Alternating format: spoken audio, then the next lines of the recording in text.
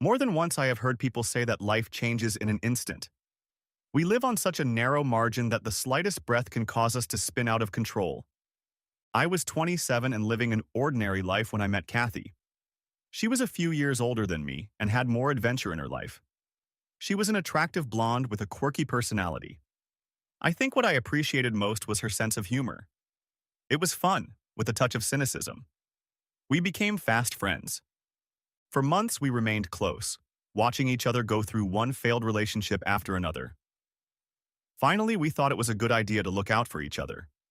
It only took 3 dates to take our relationship to the next level. We continued dating for a little over a month when we both came to the conclusion that we just weren't compatible. It wasn't a horrible breakup, just a breakup. 2 weeks later, she called and asked if I would stop by her place. When I came to the door, she greeted me nervously. "Would you please sit down, John? We need to talk." I figured she wanted to try again. Since I still liked her, I was willing to agree if we could go slower this time. But instead, she uttered words that shook me to the core. "I'm pregnant." And life went into a spiral. But you said you couldn't get pregnant," said I, stunned. We weren't using birth control because neither of us were promiscuous, and she had a medical condition that prevented pregnancy. Her doctor said she couldn't get pregnant even if she underwent treatment.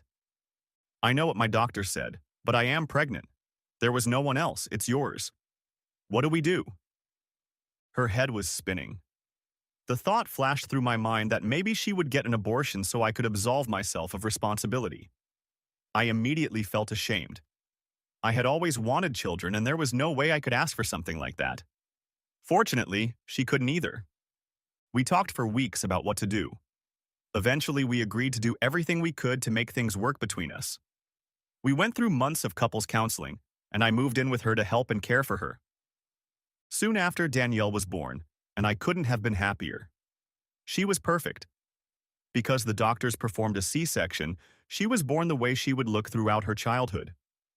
In her pictures from 3 months to 7 years old, she looked like the same person, only bigger. The first 6 months were the happiest of my life. I had never been around babies, so I didn't know what to expect. They depend on you for everything: food, protection, comfort, and affection. She looked at me like I was her whole world. Love isn't talked about or planned, it's just a given. The bond we created was much stronger than I could have imagined. Unfortunately, her mom and I weren't so lucky. It turned out that our initial decision to break up was the right one. There was no hope for us. Too different, too stubborn, and painfully unhappy with each other. After helping her raise Danielle for 6 months, she asked me to move out, and I was relieved. I lamented that I was leaving my baby girl behind, that I would no longer be putting her to bed and popping in for a kiss on the top of her head in the middle of the night, but she was right. It was time to leave. The situation was tense, but we managed to get along well enough until we had to go to court. Once the lawyers got involved, we went from not liking each other to actively hating each other. It didn't happen overnight, but in a depressingly short period of time. I don't know if it was the stress of not being in control of our own destiny or just the need to negotiate through third parties, but neither of us stayed on the winning side. We argued, threatened each other, and each of us was consumed with wondering what the other would do next to mess up. Sometimes I thought I was losing my mind. I disagreed with most of the things she did, from kindergarten to her date nights. We even used our daughter as a weapon against each other. To this day, the pain of that is as clear in my mind as any other memory. I went through 3 years of living from week to week and waiting for my time with Danny. We did everything she could have wished for. I tried not to spoil her, but I wanted to experience everything through her eyes. Truth be told, I was also a little afraid that she wouldn't have the same memories with me as she did with her mother. One of the biggest downsides of being a single dad is the jealousy you feel for the other parent. Right after she turned 4, I met Jenny. It was pure luck. I had a small company that was in the business of coordinating private parties. We did event planning, entertainment, and catering. It didn't make me rich, but it was a fun job and I enjoyed it. I hosted a corporate dinner party for a friend named Kathy. During the party, she introduced me to her daughter Jenny, who had just flown in from New York. Jenny was 25 years old and had been dancing professionally for almost 10 years. Unfortunately, she told me, She had had to give it up due to a series of injuries that had required her to undergo several knee surgeries, making any kind of dance career impossible. She came to spend time with her mom while she decides what to do with her life. I found that we had a lot in common. Communicating with her was like communicating with someone I had known for years. However, while I found her very attractive, I also believed in the axiom that clients' daughters are not to be trifled with, so I settled for small talk. I was usually nervous around women I was so attracted to, but apparently the feeling that nothing could happen allowed me to relax and be myself. We talked for over an hour, and I was mesmerized. At the end of the evening, I felt regret when I had to go home alone. 2 days later, my cell phone rang. I didn't recognize the number and hoped it might be a potential client. "Hello," I said pleasantly. "Hi, this is Jenny. I was wondering if you were busy today. I don't know anyone here, but I'd like to see the town. Would you mind showing me around the city?" I tried to sound nonchalant, but I probably wasn't succeeding. My stomach was making circular motions. "Sure, I'd love to. What do you want to do?" "Surprise me." Dangerously bold for someone in my business, I grinned. As soon as I hung up the phone, the wheels started turning. Working in the entertainment business, I had made some great contacts around town. I made a few calls and came up with what I thought was the perfect date. When I arrived at her mom's house to pick her up, I was overwhelmed. She was beautiful at the party, but I had underestimated her beauty. When she was dressed up to go out on the town, she was just an angel. Long, curly black hair, brown eyes, beautiful lips that curved at the ends and a hint of a smirk, and freckles. I'm not saying she had to be a model. Rather, she was as attractive as the girl from the neighbor's yard. She was the most beautiful woman I'd ever dated. We went to the art museum, then to the ballet. It must have amused her. I know nothing about art and even less about ballet, so she spent most of the date explaining it to me. I wasn't sure if this fascinated or annoyed me, but she seemed to enjoy educating me about culture. The ballet was particularly wonderful. She watched everything intently, her eyes sparkling. I thought about how much she must have wanted to be in the troupe. I watched her face as the performance progressed. At times she seemed very emotional, making me wonder what it would be like to be great at what you do, but be forced to give it up. I had an overwhelming urge to hug her. Not in a calculated way, but just to comfort her. Instead, I decided to take her hand. After the play, we went out to dinner. It was the kind of restaurant I couldn't normally afford. Fortunately, bartering had become a part of my life, and I found that I was quite talented at it. All I had to do was promise to do a favor for the manager, and voila. Dinner suddenly became very affordable. Over the course of the dinner, I discovered that she turned out to be even better company than I had initially thought. She was smart, had a razor-sharp mind, and a wicked sense of humor. Our conversation moved seamlessly from politics to her favorite game shows. When I started talking to her about my daughter, she listened eagerly and asked many questions.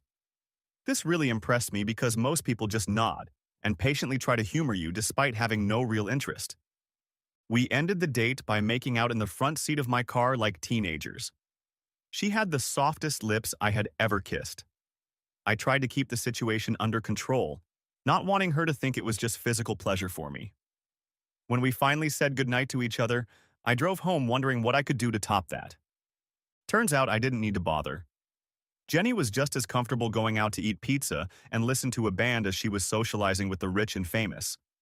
I was relieved because that lifestyle didn't interest me. I prefer hamburgers.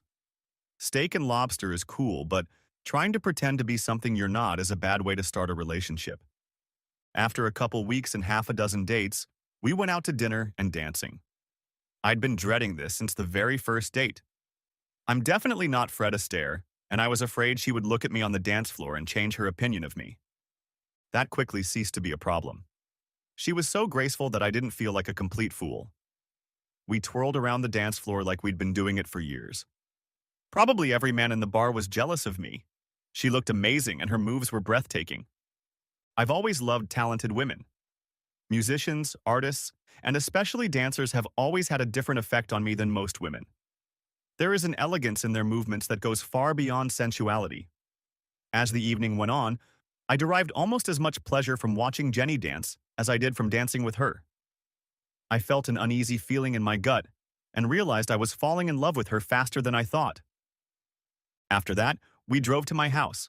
Next chapter. From that night on, we dated exclusively and very seriously. A few weeks later, I was anxiously preparing my daughter to meet Jenny. As much as I liked her, there was no future for us if she and Danny didn't fall in love quickly. My daughter was my life, and I made no secret of that. Thankfully, it didn't become a problem. It took about 5 minutes to realize how well they had hit it off. Jenny liked to run her fingers through Danielle's hair while they talked. I could see that my daughter really enjoyed her caresses and the way Jenny read to her as if she had been doing it all her life. Before the evening was over, she even showed Danielle how a ballerina dances. It was absolutely marvelous. I was sure that Jenny already had a crush on me, and I had no doubt that I had the same feelings for her. The way she acted with Danielle only made my feelings for her stronger. At the end of the evening, she said goodbye and left, giving each of us a hug. I took Danny upstairs to get her ready for bed. When I finished reading her a bedtime story, she had a very serious look on her face. "Daddy, are you going to marry Jenny?" I smiled and replied, "I hope so, honey."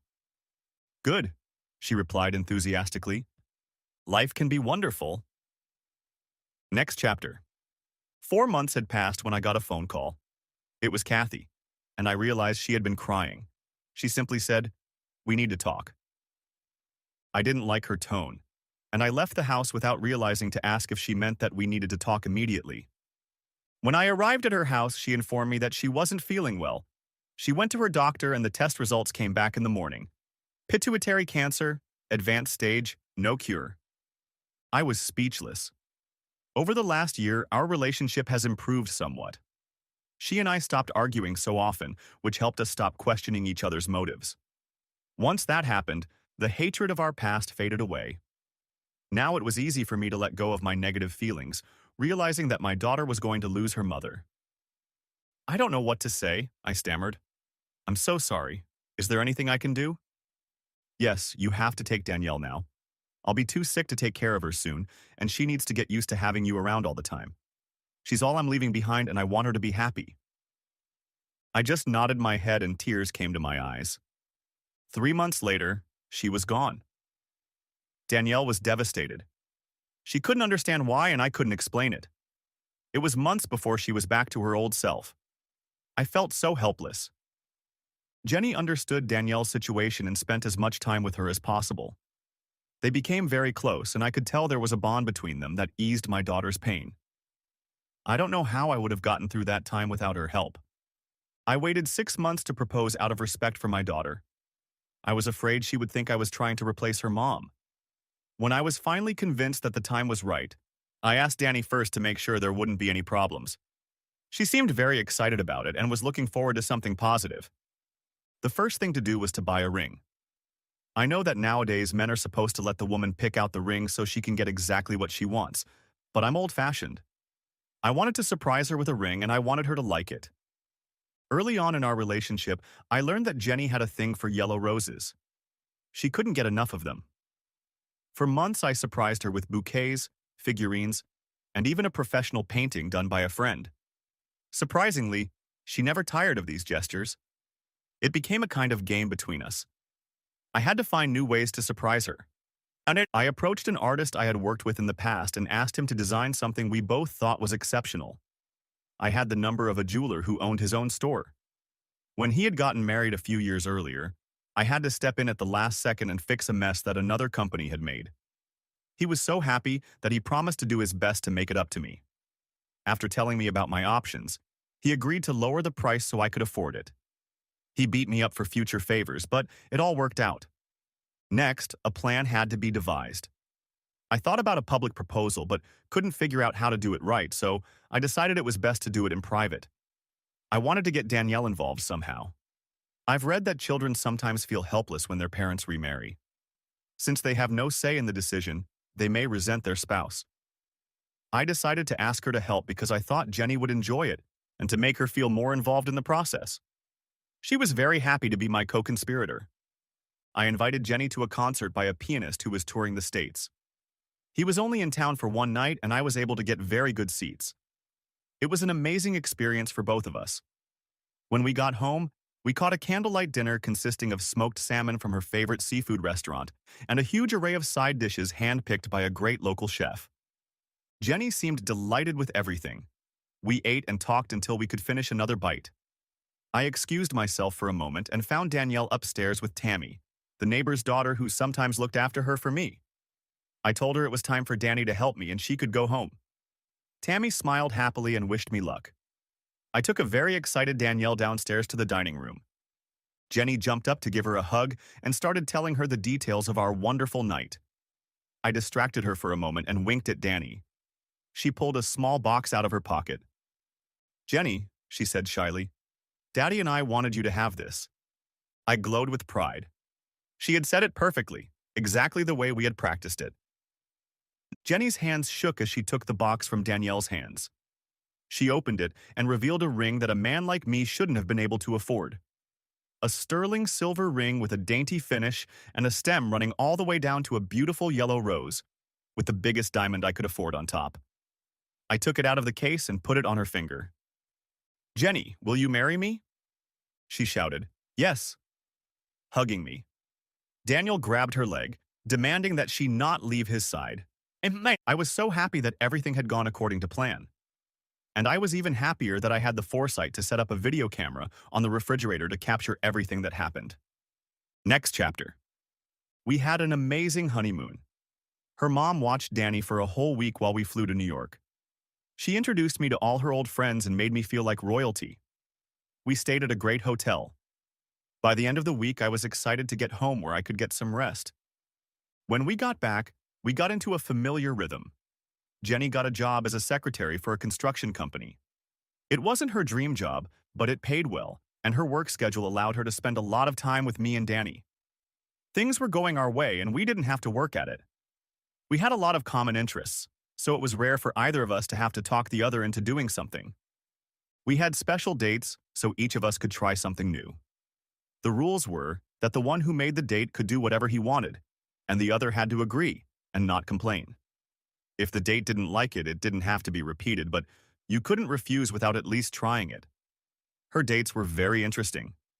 She knew how to have a great time doing something unexpected.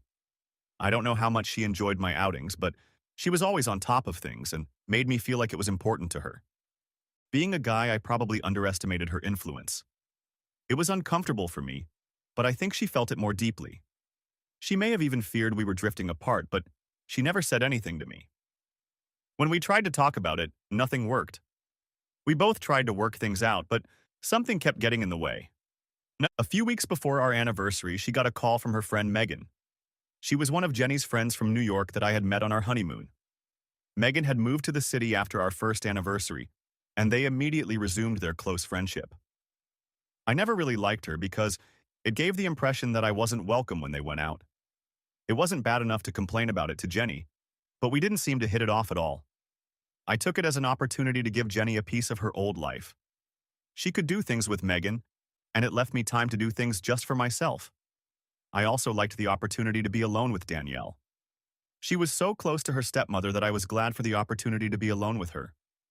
One of Megan's oldest friends was getting married in New Orleans. Since she didn't have a boyfriend to take along, she asked if Jenny wanted to go. I had no objections and they planned the trip, leaving late Thursday night and returning late Sunday night. After she left, I was surprised at how empty the bed felt for the first time in 2 years. Jenny hadn't called me all weekend, which seemed unusual for her. I wasn't too worried about it, as I knew Sunday afternoon would be busy with a rehearsal dinner, a bachelorette party, and then a wedding. There was also a lot of shopping planned for women who hadn't been together in years. I thought about calling her to say hello, but I didn't want to intrude. Last night, I realized that the 3 days without her had taken a big toll on me. I really missed her, despite the problems of the past few months. In the 3 years I had known her, we had done everything together. By Sunday morning, I couldn't wait to see her again. I was determined to find a way to make things right immediately, no matter what. Although I wasn't worried about our breakup, I could feel it eating away at her. I vowed to make it my priority to ease her worries. Next to Danielle, I loved Jenny more than anything and just wanted her to be happy. Early Sunday morning, I received a text from her that she was taking an earlier flight. Instead of coming home around midnight, she would be back at 7. I didn't get a chance to talk to her because the call came in when Danny and I weren't home. We decided to have a big surprise for her. We decorated the whole living room and bought a cake. I left Danny with the babysitter and went to the airport. Jen called me on my cell phone and said she would be waiting for me at one of the terminals. Hey there. When I saw her in front of the entrance, I had to do a double take. She looked terrible. Her hair was a mess. She looked tired, and her eyes were red and puffy like she had been crying. I stopped the car and jumped out, very concerned. Without saying a word, she ran up to me and hugged me tightly, starting to cry again. I pushed her away gently so I could look at her face. "Jenny, what's wrong?" She stopped and looked down. After a moment, she muttered, "Megan and I had a terrible fight. I came back alone. The whole weekend was a disaster." I saw her shrug, trying to stop crying. I knew we had to get out of there before I got picked up by a tow truck, so I directed her to the car. I threw her bags in the back seat and pulled onto the highway. She snuggled up against me, and I could still feel her crying softly on my shoulder. I reached the fast food restaurant and pulled into the parking lot. I turned her toward me. "Do you want to tell me what happened?" "No, I don't want to talk about it. Please, can we just go home?" I wanted to help, but I didn't want to push her into talking if she wasn't ready. "Well, we can if you want, but Danny is expecting us with a surprise for you. If you show up looking like this, I'm afraid she'll be very disappointed. We've been working on it all day for you." She looked at me with an expression I couldn't read. Without another word, she put her arms around my neck and pulled me tightly to her. "Can we just sit here for a minute? I've missed you so much. I promise I'll get myself together and we can leave. I just want you to hold me. I love you more than anything in the world." She kissed my cheek gently and leaned her head against my shoulder again. I was sad that her holiday had been ruined, but to her credit, she pulled herself together. We got home and she was properly surprised by the work Danny and I had done. All three of us spent the rest of the night cuddling and talking. It was low-key, but we were so happy to have her back that it didn't matter. After we put Danielle to bed, I was hoping to find a way to get Jenny in a better mood, but she was exhausted. She went straight to bed and asked me to take her in my arms.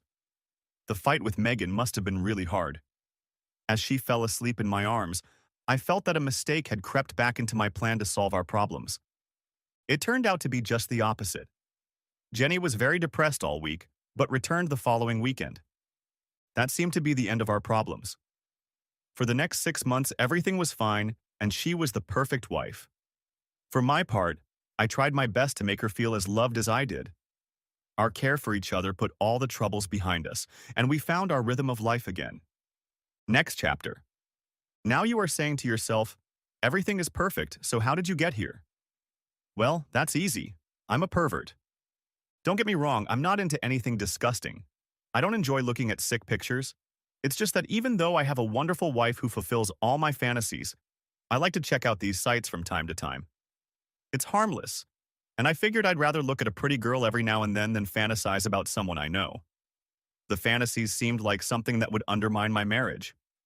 One Friday night, almost 6 months after our second anniversary, Jenny took Danny out to a movie. While they were gone, I fiddled with my computer. I checked my email and saw a new message. It simply said, "Best video from the party." At first I thought it was spam, but the address was from a Hotmail account, and I opened the message. Instead of a link or an advertisement, it said, "John, I know you like this kind of thing. It's one of those you'll never believe," and included the URL. I was puzzled. Who the hell would send me a message like that? They knew me well enough to know what sites I liked, but I had no idea who that address belonged to. I decided to check it out. A site popped up that advertised great videos of women. There were 3 sample videos. I downloaded the first one and it turned out to be pretty typical. Then I clicked on the next one. I waited 5, maybe 10 seconds, and then the video opened. It lasted about 45 seconds. At about the 20th second, the focus was on an attractive man who looked like a student. He was having fun with some unbelievable brunette and another woman. "Son of a bitch," said I, shocked. It was Jenny's friend, Megan. She was beautiful, with long blonde hair. I couldn't see anything else because the woman in front of her was in the way. "Shit," I muttered. I wasn't sure if I should enjoy it or not. Although she was beautiful, it was still one of Jenny's friends. An image like that could lead to bad things. Suddenly, the cameraman approached the trio from the side, and my world came crashing down. "Jenny!" I exclaimed, feeling like I was about to pass out. Life is a hateful, vindictive bitch. I had never dreamed of feeling so many emotions at once. I was angry, jealous, crushed, and feeling 100 other emotions I couldn't even define. I needed to be sure, so I clicked on the link again. It opened to the same thing as before. When the operator stepped aside, my wife was there. No. With trembling hands, I pulled out my credit card and bought a 30-day trial. It took a minute to find the full video, but I did. I recognized the room from the sample. I watched it, feeling myself getting quite sick. When the video ended, I checked to see if there were any other videos from the party and then tried to gather my thoughts. I looked at the file. It had the date, 10/23/04. I looked at the calendar on my computer and verified that it was the weekend Jenny was leaving for New Orleans. I sat like that for at least 15 minutes, staring at the screen. I had never felt so lost in my life. I heard the sound of a car in the driveway and jumped up to look out the window. It was the girls. The fact that Jenny was out of the car, laughing and oblivious to the people around her, struck me to the core. Anger was replaced by sadness, and my whole body shook with adrenaline. I quickly went back to the computer and started the video again. I fast-forwarded it to about where I saw the action and was rewarded with just the right moment. I pressed pause and went into the living room. They walked in there laughing. Danielle ran up to me and jumped into my arms. I hugged her tightly, knowing that I was about to shatter her world, possibly forever. She sensed something because she immediately asked what was wrong. I couldn't look at her face as I firmly told her to go upstairs to her room and close the door. She looked upset but obeyed me. Jenny was very disturbed. She probably thought there had been a death in the family or something. I didn't say a word but went back into the study. She followed me, demanding, "John, are you going to tell me what the hell is going on?" When we got to the computer, I grabbed her by the shoulders with both hands and turned her to face the computer. I took no pleasure in watching all the color disappear from her face as she saw the perfect freeze frame. For a few moments, she didn't react in any way. I saw her shoulders twitch a few times before I could hear her sob. She said quietly without turning around, "John, I'm so sorry. Please forgive me." I tried to hold back my rapidly rising anger. It was just a one-time thing? I already knew the answer. She looked at the floor. "No, it happened the night before. Then another time at the party." "With Megan and the stripper?" She nodded, not taking her eyes off her feet. "What about the next day? Whose bed did you sleep in after the party?" It was only a guess, but I was sure it was correct. She didn't answer me, only sobbed louder. "Well, this is just awesome. I bring you into my house, I tell my daughter to trust you, and you turn out to be this?" I hissed, pointing at the screen. "Was that a good thing? Was it worth ruining our marriage?" She sobbed even louder, but still didn't look at me. It didn't matter. My anger was out of control, and I was in no mood to feel pity. "This is how it's going to be, you good-for-nothing whore. You have 5 minutes to pack your things and get out of my house. When 5 minutes and 1 second have passed, if you don't walk out the door, this video will be sent to your family, then your friends, then your work. Once you leave, you will never be able to contact me again. Our lawyers will handle everything." I saw her flinch, taking each word as a blow. Between sobs, I heard, "What about Danielle?" That broke the dam. "Don't you ever say my daughter's name again, you whore," I shouted. "When you leave, I'll tell her as best I can what a piece of trash you really are. You chose your party friends over us. Don't ever mess with her again or I'll get a restraining order and arrest you." Finally, she turned to me with an expression of deep pain. "You can't do that. She's like my own daughter. I helped raise her." I was already thinking about it. "Well, since we never finalized the adoption papers, you don't have any goddamn rights at all." I knew I was talking too loud, but I couldn't stop. "Please don't do this to me, to us. I'm begging you to give me a chance to explain. It's been 6 months, and I've done everything I can to make it up to you." I had finally gotten to the point where I couldn't stay so angry and began to calm down little by little, allowing me to regain control of myself. "So, since you've been lying to me for 6 months, and I only found out about it now, I'm supposed to give you an indulgence? How would I know how often it happened?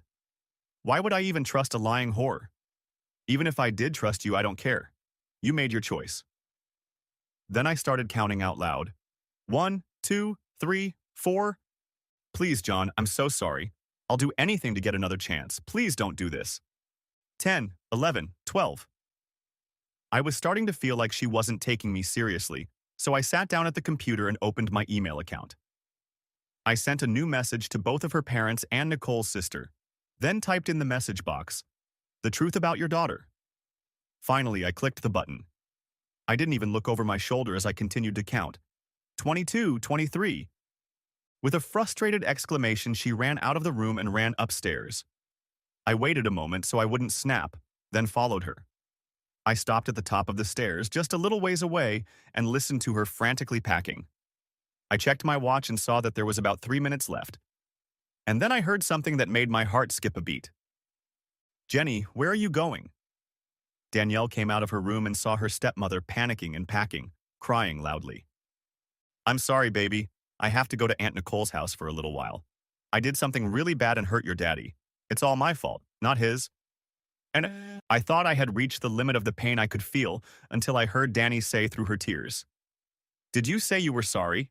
If you say you're sorry, he'll have to forgive you. Please don't go." My anger completely gone, I sank to the floor and openly cried. I had completely forgotten about the clock. Jenny spoke again. "It's too late. I'm sorry, but sometimes adults do such horrible things that just saying sorry isn't enough." Danny didn't give up. "But I don't want you to leave. Don't you love me anymore?" I was even proud when Jenny dropped the suitcase and stopped crying for a moment, worrying only about Danielle. "I love you more than anything in the world. I love you so much." And she spread her arms out to the sides. "I have to go now, but you be brave. Maybe someday your dad will forgive me. But you always remember that it's my fault, not his. He loves you more than anything in the world. I wish I could explain everything, but I have to go." Unable to bear it any longer, I stumbled to the bottom of the stairs and shouted, 441, 42, 43. I heard another hurried conversation, and then the sound of someone coming down the stairs quickly. Jenny walked past me, then stopped and turned around. "John, I don't blame you for this. I know I deserved it. I'm so sorry I hurt you. I will love you forever." 4:55, 56. She turned and rushed to the door. When it closed behind her, I climbed the stairs to comfort my little angel. I couldn't even focus on the pain I felt. I knew my act had ripped the heart out of my little girl. Being angry at Jenny wasn't helping me deal with the self-injury. I ran up the stairs to try to fix what couldn't be fixed. Life went into a spiral. Part 2. "Hey, John. Oh, shit. What happened to you?" The next day, I stopped by my best friend's house. Luckily, Steve and Sharon were home. I was so knocked out that I didn't even think about the fact that they might not be there. I just got Danielle into the car and drove off. Steve obviously noticed my state of mind. I threw him a warning glance and looked at Danny. Although I could see the puzzled look on his face, he caught my meaning. He knelt down in front of her and held out his hands. "How are you, young lady?" She threw herself into his arms, crying. "Jenny's gone." Steve looked at me shocked. He started to say something, but I stopped him, quickly shaking my head in denial. When she calmed down a bit, he suggested she go upstairs and see Tyler. He was Steve's son and was a little younger than Danielle. They had been best friends since her mom died. When she was out of sight, I tried to speak, but this time he pushed me away. He turned and walked out of the room. A few seconds later, he returned with Sharon, who looked very worried. We sat down across from each other and she spoke first. "John, you look terrible. What's going on?" I took a deep breath. "Jenny's gone. I told her to leave last night." "What?" the two of them replied in amazement. I thought I had decided how to explain everything, but I couldn't remember a word of what I had rehearsed. "She cheated on me. I found out last night." I put my head down on my hands, trying to get my emotions under control. This was definitely a lost battle. Sharon recovered enough to ask, "Are you sure? I just can't believe it. I know she loves you and Danny more than anything." I considered telling them everything, but decided it would hurt too much. Plus, it would be really embarrassing for them since they've been friends with Jenny since we started dating. As angry as I was, I didn't expect them to hate her as well. I decided to be vague. I don't want to talk about specifics, but yes, I'm sure. There were pictures, and she admitted it herself. I don't know if it was an affair or not, it just happened about 6 months ago. There may have been other instances. I can't imagine her doing something so bad on a whim. It's more likely that it's been going on for a long time. The phone rang, cutting off further conversation. Sharon grabbed it and started talking. Steve asked me a few quiet questions, but didn't seem to want to discuss anything important without Sharon's input. She took the phone into the kitchen so I couldn't make out what she was saying. She came back into the room, carrying her coat. That was Nicole. She said Jenny is in a terrible state and needs my help. John, would you mind if I went? Nicole was very upset, and I think I should try to help if I can. And I didn't realize what her presence would accomplish, so I just shrugged. She looked at me intently. I love you both and would like to help if I can. Is there anything you want me to say about you or Danielle? I looked at her determinedly. I can't control what you and Steve do or say to her. It's none of my business. But I want to make it clear that she is not welcome in our lives. Anything I say to the two of you stays between the two of us. If you feel it makes you uncomfortable, let me know. They both looked at me in surprise. I don't think they realized the depth of her deception or my determination. It was hard not to be completely honest with them, but I was sure they would rather not know. Sharon kissed Steve and left. For the next few hours, we didn't talk about anything important. Since the kids were entertaining themselves, we watched a basketball game. It seemed like nothing, but at that moment I thought it could be anything. Around 7 o'clock, Sharon returned. Wasting no time, she informed me that I was in trouble. John, please tell me that's not true. Steve looked surprised. Honey, what's wrong? Sharon kept her eyes on me. John? What was I supposed to do, Sharon? Apologize for not being man enough to make her happy? I said it sarcastically, and immediately realized it was a big mistake. That's enough, John, said Steve angrily. You need to calm down.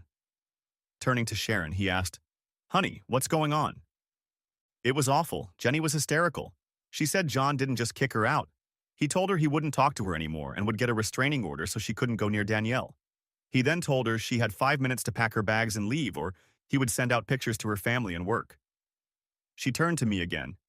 She said you were sitting there counting out loud even when she had to say goodbye to Danny. John, I'll believe you. If you say you didn't do that, you've never lied to me. Is this some kind of misunderstanding? She stopped and looked at me hopefully. Steve remained silent as I tried to justify myself. I didn't want her in my house anymore. She's dangerous and shouldn't be around my daughter. I don't know what I should have done differently. Sharon seemed indecisive. Obviously, Jenny hadn't told her everything. I'm not sure what's going on, but you haven't seen her. She's devastated. We had to ask her doctor for a prescription for something, so she can get some rest. John, she loves you and is very sorry for what she did. I understand that you're angry, but why did you have to be so cruel? We've known each other for years. This isn't you. I suddenly felt more tired than angry. Look, I don't know what's right anymore. Sharon, I'm sorry I jumped on you. I didn't mean anything by it.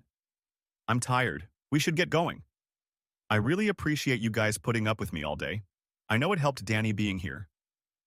I called Danielle and we left. When I got to the door, Sharon stopped me and gave me a big hug. She whispered in my ear, I don't know what to think about what you did, but I hope you change your mind. She looked down at Danielle. For the sake of all of you. I walked away feeling stupid. I should have known that Sharon wouldn't like my reaction to Jenny, but I wasn't thinking straight.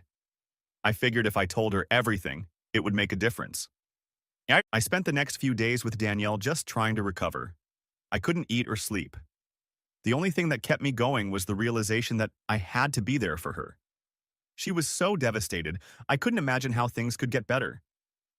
I had a few tense conversations with Jenny's family, but they were surprisingly neutral. No one liked what I had done, but they didn't want to take her side either. A week later, Steve stopped by to see how I was feeling and left me the number of a counselor he highly recommended. I told him I wasn't interested, but he replied that he would beat the drum if I didn't at least call. I realized he was just trying to help and promised to think about it. The more I pondered the idea, the more it made sense.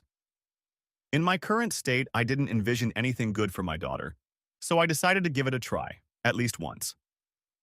I managed to get an appointment for Thursday, so I dropped Danny off at Steve's and hit the road.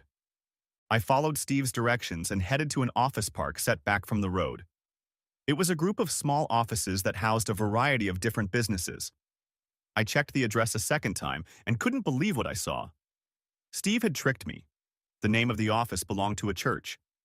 I decided to follow through because it couldn't get any worse. As I walked in the door, it was clear that this was a very low-profit organization. It was like what you might do with your garage if you had 20 minutes of free time. A man in his 30s walked into the room and smiled, extending his hand to me. "You must be John, and I'm Brian. Steve has told me a lot about you. I hope I can be of some use to you." I studied him carefully, trying to see if he would give anything away. I wasn't anti-religious, but I wasn't seeking conversion either. I'd gone to church when I was younger, but I'd stopped after college. I no longer remembered why. I knew Steve and Sharon went to church all the time, but they didn't do much more than occasionally ask if Danny and I wanted to go. If Brian was the person Steve recommended so highly, I guess it wouldn't hurt to listen to him. He invited me into his office and we talked. He started out as a licensed counselor, but left that occupation because he felt that too many colleagues were catering to people's narcissism. Brian used his religious background to change his attitude toward counseling. He took a job at a non-denominational church as a youth minister because it allowed him to work with children and also find time to use his skills to help people in need. He now considered himself a counselor who had a good basis for his opinions. I knew he was worth talking to when he told me, "A lot of people just need a good kick in the butt to get their lives together." It didn't sound like the typical psychobabble I feared, but it didn't sound like some kind of appealing speech either. It was honest, straightforward, and utterly charismatic. I thought maybe it was a good idea after all. After we talked about what he thought I could get out of meeting him, he asked for my thoughts. I didn't have any ideas, but I promised to keep an open mind. I just wanted to deal with what Jenny had done so I could keep my sanity and not make things worse for Danielle. He listened intently to everything I told him. When I tried to talk about what I had seen at the party, he politely stopped me. He wanted to know about me before I met her, about our dates and my opinion of our married life. I even told him some details about our life, the lighter ones, and he didn't seem shocked or even surprised. After an hour of talking about all the good stuff, I felt much better. Brian informed me that he had to go to church for business, but he would like to see me again if that was okay with me. He reminded me that this was not real therapy, and I should not consider his advice as anything more than what I could get from talking to a priest or rabbi. He advised me to seek professional therapy, if that's what I wanted. I let him know that I wasn't interested in that right now, and as a single dad who had just lost half the family income, I couldn't afford it either. Brian assured me that his sessions would be free, but unlike seeing a professional, he would have conditions that I would have to agree to if I wanted to continue. He said we could discuss it later when I had a better understanding of what I wanted. I headed home feeling almost like myself. Unfortunately, it wasn't long before things were back to normal. I drove home to grab something for Steve that I forgot to bring with me when I dropped Danny off. As I pulled up to the house, I saw Jenny's sister Nicole waiting for me on the porch. I really didn't feel like talking to her right now. Not only was I afraid of ruining the first good mood I'd had since I'd kicked Jenny out, but I genuinely liked Nicole. I didn't want to get into a confrontation with someone who had never treated me with anything other than kindness. "We need to talk." It was simple, straight to the point, and I knew she wasn't going anywhere until I listened to her, so I invited her in. Jenny's not happy. She hasn't been herself since she walked in the door. She cries all the time, she won't eat, and I'm worried about what she's thinking. She took a 2-week family leave at work, but I don't believe she's going back. She told me what you found out, and I understand your anger. She paused before continuing. But this punishment of yours is too much. Taking Danielle away is cruel. Why would you do something like that? You should at least give her a chance to explain what happened. Even if you still want to divorce her, please let her tell you her side of the story. Do it for her sake, for Danielle's sake, for your own sake, or for whatever the hell makes you happy, but I'm begging you to talk to her. I thought long and hard about it. Part of me wanted to try to understand, But part of me was afraid to find out more than I already knew. I knew she had done something the night before and the night after the video. I didn't know if I could handle the truth. I just can't right now. I'm sorry, but I'm still so angry that if I see her, Friday night could happen again. I know what I did was cruel, maybe too cruel, but the deed is done. I don't trust her around my daughter and I don't want to be in the same room with her. I know you're in a difficult position being in the middle of all this, but my answer is no. Nicole looked at me sadly. For a second I thought she was looking at me with pity, not sadness for her sister. But it didn't make any sense, so I decided it was just my imagination. She walked away with a quick hug, which caught me off guard. I braced myself for screaming and swearing. Nothing had made sense since I'd seen the video, and that just added to the weirdness. The next 2 weeks went by without too many surprises. I had a normal conversation with Jenny's mom and assured her that she could see Danielle anytime she wanted. The only stipulation was that Jenny not be allowed to see her. I reminded her that Danielle wouldn't lie to me, and I would know if they went behind my back. I sincerely hoped it wouldn't come to that. My daughter had already been deprived of too much. I continued my weekly meetings with Brian. The fourth meeting was a turning point. Our first meeting was very constructive for me. I left feeling better, but there was no way to maintain that state. Our subsequent meetings were similar to the first. I came in expecting the conversation to be similar. Brian wasted no time. John, do you remember our first conversation? I wasn't sure exactly what part he was referring to, so I simply answered yes. I let you talk for 3 weeks without a break. It confirmed my initial observations that you are indeed a good man and a good father. The problem is that you don't see the truth. He paused to let her comprehend what he had said. This will be a time when you will need to remember that I am a preacher and will not always speak to you the way a professional counselor would. When I showed that I understood, he continued, a terrible thing has happened to you and your family. Now you have to make a real decision about what comes next in your life. Will you be a victim and wander aimlessly, or will you step forward and become a man? Wow, that was something I hadn't expected. What exactly are you suggesting, Brian? First, you need to find out why this happened to you. Then you need to decide what to do about it. Third, he paused again, looking at me firmly. You need to apologize to your wife. If it weren't for the shock that statement caused me, I probably would have burst out. Instead, I stared at him dumbly, wondering if this was a joke. I'm not joking, John. If you want to recover from this, you need to realize how wrong you were and what it cost you. What did it cost me? My wife's behavior cost me my marriage. My daughter is a wreck. Her family can barely stand to be around me, and my best friends treat me like I'm sick with the plague. How can you talk to me about cost? See, this is the sacrifice I was talking about. Your choices caused all of the things you just described. You made a decision, and you are living with the consequences.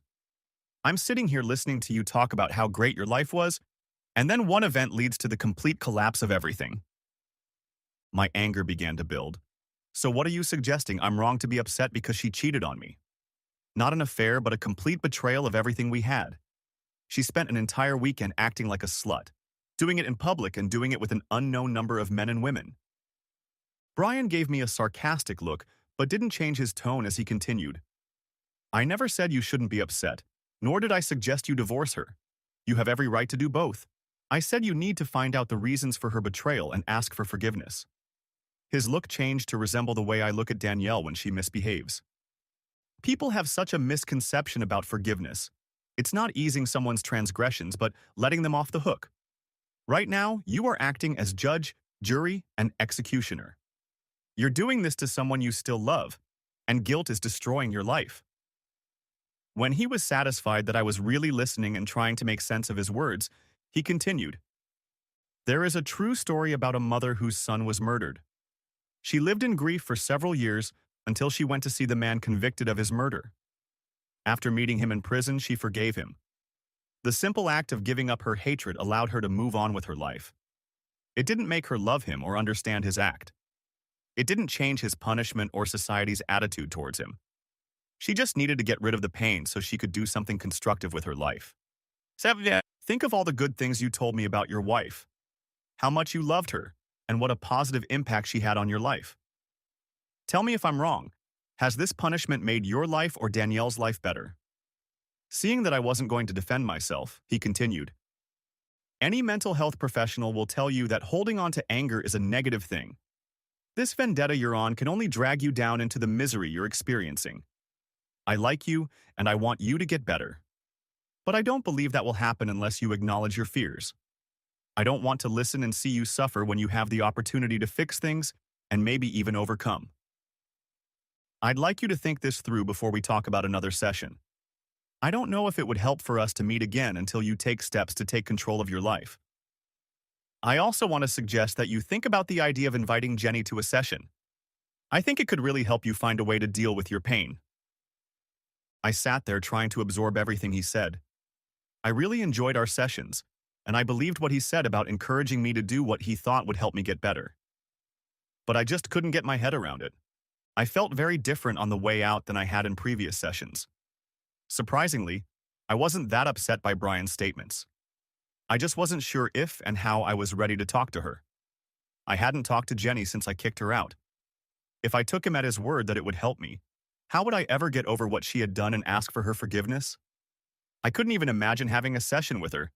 It would be like saying we can fix things, and that was out of the question.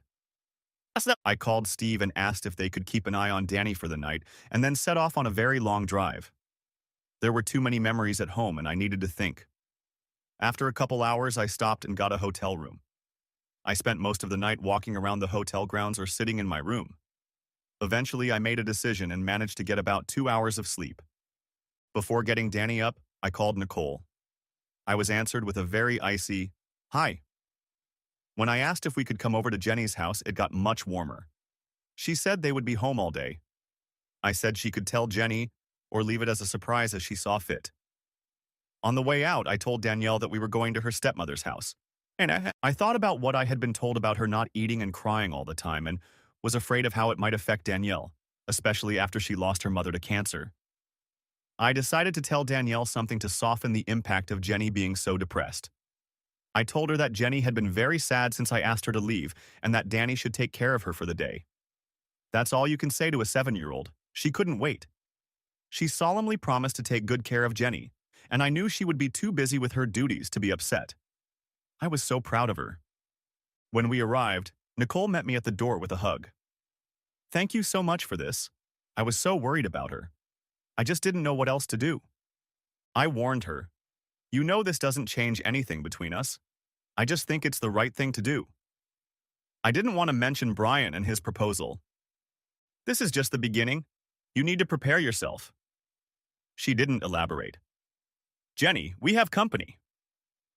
A sigh was heard from across the room, quickly followed by Danielle yelling, "Jenny!" She ran up to her stepmother and lunged at her, nearly knocking Jenny to the ground. I felt my knees go up as I saw how my wife had changed. She was painfully thin. She didn't seem to weigh more than 90 pounds. Her face was pale and gaunt, making her look half dead. There were dark circles under her eyes, indicating that she hadn't slept in days, maybe weeks. Her hair was unwashed, she was wearing wrinkled sweatpants, and her gait had a sluggish shuffle to it. I couldn't imagine a more horrifying sight for the only woman I'd ever loved. I watched them hug and cry. Danielle started babbling nonstop, trying to bring Jenny up to speed on the events of the 5 weeks. The scene reminded me of what a shit I was. Finally, I couldn't take it anymore. Jenny?" She looked up at me. "I need to go out for a few hours. Do you want Danny to stay with you?" I wanted them to have time together, but I didn't want her to feel obligated if she suddenly wasn't ready. She spoke, her voice sounding as thin as her face. "I'd like her to stay, thank you." I apologized and walked out. I had nowhere else to go, but I couldn't stay there any longer. I decided to go home and try to take a little nap. It was a waste of time. I couldn't get the image of Jenny out of my head. How could she do this to herself? I felt betrayed because of her cheating, but I was still living my life. What I saw in Nicole was beyond my expectations. How could someone who thought it was okay to cheat on me be so devastated by the results? When I got back to Nicole's house, she told me that they were painting upstairs. She thanked me again for changing my mind about her sister and Danny. I didn't know what to say back, so I just nodded and mumbled something. I told her that I wanted to send Danny downstairs to talk to Jenny. Nicole promised to watch her. I made my way to the guest room and saw that they were acting exactly the same as before. I swallowed my pride and knocked on the open door. "Daddy," Danny cried, running up to me for a hug. I couldn't help but notice that she looked much happier and calmer than before. Ever since Jenny had left, she had been so wary and it was killing me. I would have given anything to ease her pain. I told her that Nicole needed to talk to her downstairs. She told Jenny she would be right back and gave her a quick kiss before running out of the room. I walked into the room and sat down at the table across from Jenny. "We need to talk, but I'm not sure how to start." She seemed about to say something but changed her mind. "John, I want to thank you for letting Danielle come over. It means a lot to me." I nodded in response and nervously began to speak. "I don't want this to be a one-time event." As she started to speak, I stopped her. "Please let me finish. I want you to see her whenever you want, either at my house or anytime I need a babysitter. However, there are 3 conditions I must ask you to agree to." She didn't say anything, but I could see she was nervous about what I might demand. "The first is that while she is with you, no men must come to her." I could see she was ready to defend herself, so I raised my hand, asking her to let me finish. "I know you'll say you won't do it, but I have to demand it. If any guy, even one of our friends, wants to come over to our place, you have to ask me first. Besides, Megan can never see my daughter, period. If I find out you haven't met that condition, I'll have to stop the visits immediately and there will be no more chances." I paused and let her know she could answer. "There are no other men, John. Even if there were, I would never do anything like this to her. Megan isn't the problem. I haven't talked to her in months." I nodded to show her that I believed what she was saying. I made sure she was done before continuing. "Second, you need to start taking care of yourself." I saw her turn away and blush, so I stood up and took her hand. "I know you've been depressed. Everyone told me how upset you were, and I should have listened. Danny will understand how you feel. She needs to know you're okay for her own peace of mind. I'm worried about you too, but don't do it for me. Do it for her. Okay?" She didn't say anything. I felt awkward talking to her like that, but I figured that mentioning how her depression might affect Danielle would be the motivation she needed. Finally, she quietly said she would do it. I took a deep breath to get to the hard part. "Number 3, I need you to forgive me." I felt stupid saying that.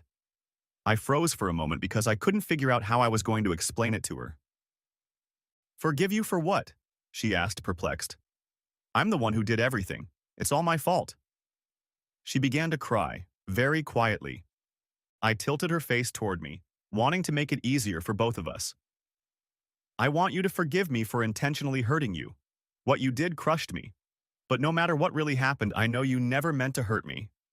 I remember how upset you were when you came back from New Orleans." I saw her blush at the mention of the trip. "Obviously, you regret what happened. I don't need to know anything else right now. What I did was out of spite. I did it to hurt you, and I tried to make it as painful as possible. I'm ashamed of myself for doing it, and especially for using Danielle to make it worse. I'm sorry." She lowered her gaze to her hands and was silent for a long time. I was beginning to think I'd gone too far when she finally answered. "I should have told you about New Orleans when it happened. It's my fault you found out about it in such a horrible way. You didn't have time to think about it, and you tried to hurt me like I hurt you. I don't blame you for anything. I just wish it hadn't happened. I would give anything to have it all back." She looked at me with such pain that it was hard for me to meet her gaze. "Of course I forgive you." She pulled me to her and kissed my cheek. It was a small gesture to show me her affection without making me respond. As Danny and I walked away, I realized that Brian was right. For the first time since watching the video, I felt like some of the burden had been lifted off my shoulders. Nothing had changed. I was still losing my wife, but now I felt like I was finally a part of the decision. Now I had to fulfill Brian's other requests. I thought about asking Jenny what had happened, but there were a few problems. First, I couldn't know for sure if she was being honest. Second, I might have been too emotional hearing it from her, and I wanted to keep my cool. Third, I wasn't sure if this was the right time to discuss the matter. I didn't want to risk making the situation worse again. I made some phone calls and got the name of a private investigator in New Orleans that I could trust. It turned out to be surprisingly inexpensive. I was expecting something more extravagant. Too much television. He contacted me 2 days later with the stripper's name, address, and job information from the video. His name was David, and he was now working at a law firm. He assured me that the guy would be on the job all next week. Monday morning, I dropped Danny off at Nicole's house, promising to be back on Tuesday. I caught a late morning flight and arrived in New Orleans just after 1 o'clock. I caught a cab and went straight to the law office where David worked. He had found a full-time job as a law clerk while he was finishing law school. The office where he used to work said he quit back in November. I was nervous as I walked through the doors. This was the strangest thing I'd ever done, and I still wasn't sure I wanted to know what he might tell me. I decided that visiting him at work would give me an advantage. It was a large, well-known firm, and I was sure there was no way he wanted to get in trouble there. I had no idea what to expect from him, so I wanted to embarrass him to throw him off balance. I asked for him at the front desk, and they confirmed to me that he was there. I waited about 10 minutes for them to find him. I was glad I didn't have to make up a story about why I wanted to see him. I figured they would assume it was work-related, and that would save me the hassle. I felt my stomach churn as he walked into the lobby. He looked completely different in a shirt and tie, but I would have recognized him anywhere. His face was imprinted in my memory, and I wondered if I'd ever be able to erase it. He greeted me with a handshake and asked me who I worked for. I couldn't help but feel pleased at the change in his face when I told him I was here because he met my wife at his old job. He gestured nervously for me to follow him and led me to a small conference room on the second floor. We stepped inside, and he closed the door behind me. Look, I don't want any trouble. I don't work for them anymore, and I'm sorry if either party causes problems. This job is very important to me, and they can't know about it. He looked very upset. I realized I had done the right thing in meeting with him. David, I'm not here to cause you problems. I'm here for information. If you give me what I want, I'll leave and not bother you again. If, however, you refuse to answer my questions or lie to me, I will have no problem giving you the mother of all nightmares. Believe me, you deserve it. He looked worried. I don't know what information I might have. I worked for them for a few months, and there were a lot of parties. I don't know how I can remember anything specific that might help you. Actually, I began, you first met my wife not at a party. You had a little chat with her friend Megan the night before, and then you met her again at the bachelorette party. His eyes widened and he suddenly looked much more awkward. You're Jenny's husband. It was a statement, not a question. I got the impression he was expecting me. Yes. I have a totally screwed up life because of what happened that weekend, and I'm trying to get something out of it. Nothing makes me more nauseous than the thought of discussing it with you, but I have no other choice. You'll have to believe me when I tell you that I have no problem taking out my frustration on you and your lovely little career. And I could tell he didn't doubt a word of what I was saying. I'll tell you everything you want to know, but not here. You have to come by my house after I get home from work. I'll give you the address. That's okay. I already have it. I wanted him to be a little scared. He was considerably larger than me and more than 10 years younger. The last thing I wanted was a physical confrontation. I just wanted answers, but I needed him to feel that it was in his best interest to cooperate. I left and went to lunch. I arrived at his place at 6 o'clock as we had agreed. When I rang the bell, he answered before I could take my finger off the button. He invited me in and offered me a seat in the living room. Asking if I wanted something to drink, he took a beer and sat down across from me. Before I could speak, he slid a videotape toward me that was already on the coffee table. "Yeah, everything you want to know is on there," he said quietly. I was furious. "You recorded this? Did she know?" "No, she didn't. It's not what you think. I've always recorded private parties. It's for my defense in case there's a problem later. I'm a law student, remember?" I nodded, looking at the plain-looking tape with the name Jenny on the back. It was a pretty smart move, come to think of it. Unfortunately, I realized that as much as it hurt to talk about that weekend, it would undoubtedly be much worse. I felt like I was going to throw up. "Is there anything I need to know that isn't on the tape?" He took a deep breath. "Yes, there's actually a lot you need to know. Megan contacted me a week before they came to town for the wedding. She knew my company would be handling the bachelorette party and asked me to hire me and another guy for a private party the night before. Apparently, someone had recommended me to the bride by name, and she had passed it on to Megan. She told me it was mostly for her friend Jenny. She was trying to help her escape from an abusive asshole. He paused, looking at me intently. Apparently, my reaction was what he expected. You never hit her, did you? I defended myself and was more than a little angry. No, and I never would have. We had a great marriage before her trip. In fact, we had a great marriage for another 6 months after her, until some sick son of a bitch sent me your old company's website address.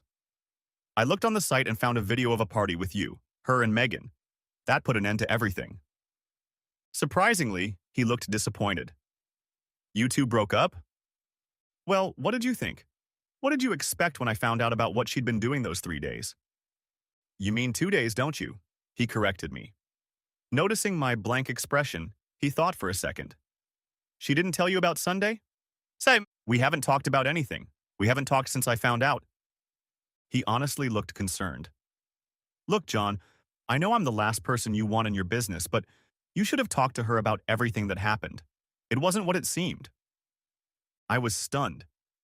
What the hell were we talking about? Not as it seemed? She had fun with you and Megan for 3 days, and you're telling me there's a reason I shouldn't be mad about it? Look, I'm sorry. I shouldn't have. Well, I just have to stick with what happened. When Jake and I arrived on Friday, your wife was already pretty drunk. Megan sat her down and pretended to be drunk too. The truth is, by Sunday I found out that she had set Jenny up. What do you mean she set her up? She didn't slip or something? David looked at the floor. No, nothing like that. Look, I don't want to talk about it.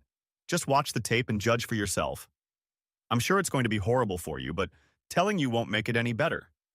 I don't know why you even took my word for it. I had to admit that he was right about that. I nodded, and he continued. You saw the video from the website, so I can't tell you anything about Saturday that you don't already know. No one told her what was going to happen at the party, or I'm sure she wouldn't have gone there. I think she was so upset Friday night that she let herself get really drunk again. I don't know exactly what happened, but I think Megan worked on her for hours. Eventually, she got Jenny to the point where she couldn't say no anymore. Things get so crazy at these parties. I've seen a lot of women do things I would never do in normal life. I was very surprised at how caring he seemed. I was expecting to see a cynic and an egotist, but was caught off guard by how unhappy he looked. He frowned, losing concentration for a moment. After taking a second to gather his thoughts, he continued. Megan made her dance on stage with the other girls. When Jenny wasn't expecting it, Megan plowed her onto the stage. I think she was too far away to object to anything. That's when I stepped up. He threw me a pained look. I swear to you, if I had known what was going on, I wouldn't have touched her. I was confused. You tell me all this and then claim you didn't know. How am I supposed to believe what you're saying? Because Jenny told me. When did Jenny tell you? On Sunday when she got up. I was finally starting to understand. So she stayed with you Saturday night? He turned away from me again.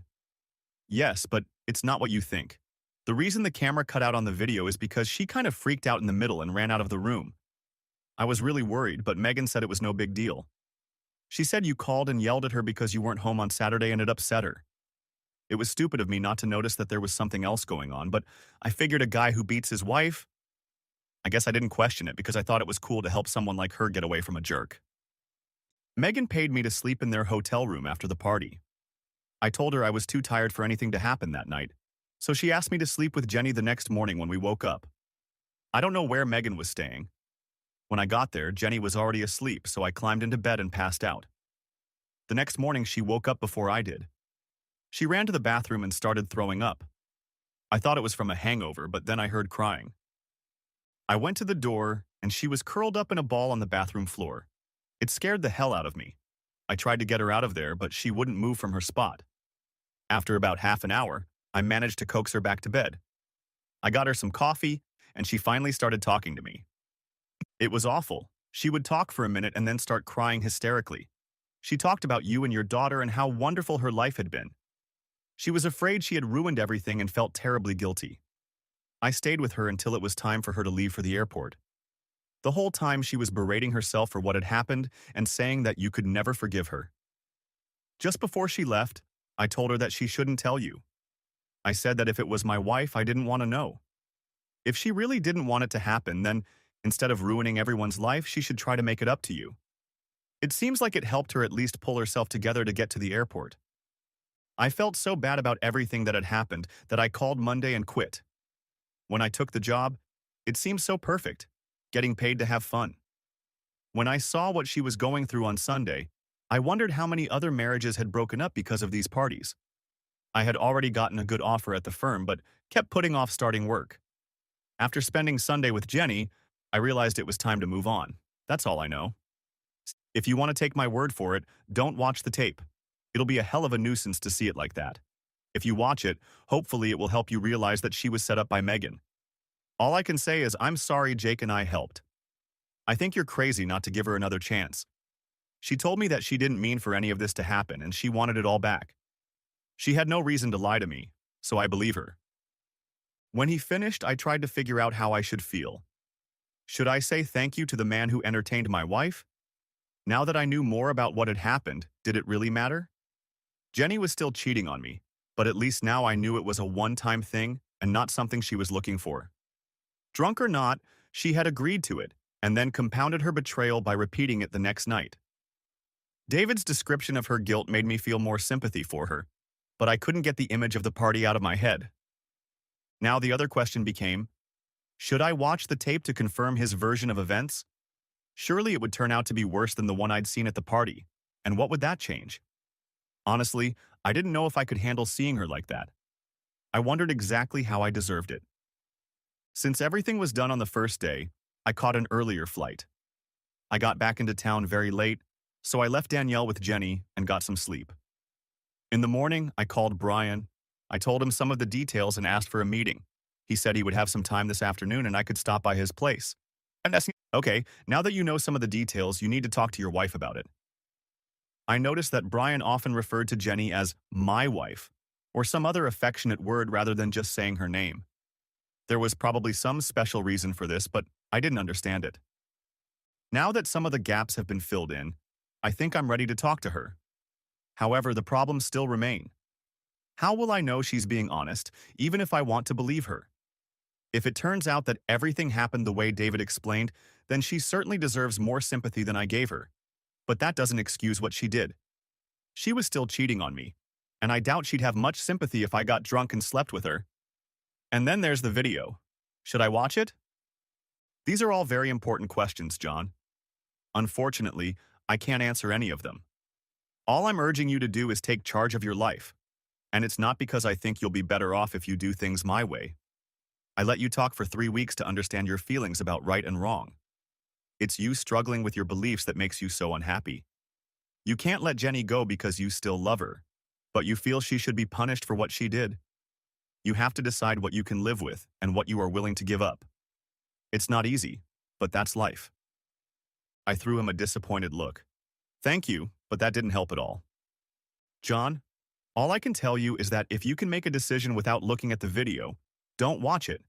There will be more pain along the way and it will make your situation even more difficult.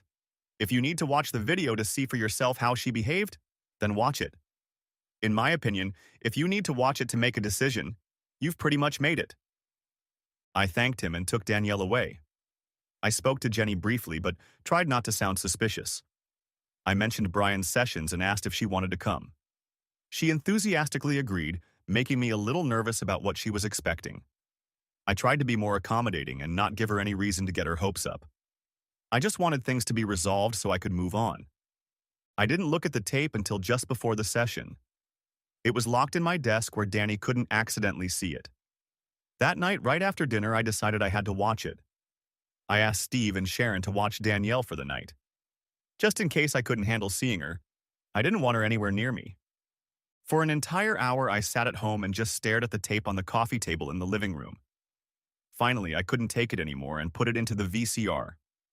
Megan, Jenny, David, and another woman were already in the room talking. Jake must have distracted them while David was pointing the camera at something. Maybe it was in a bag to record inconspicuously. They danced together and talked about how much fun they had at the club. While Jake and David were talking at the other end of the room, Jenny pulled Megan aside.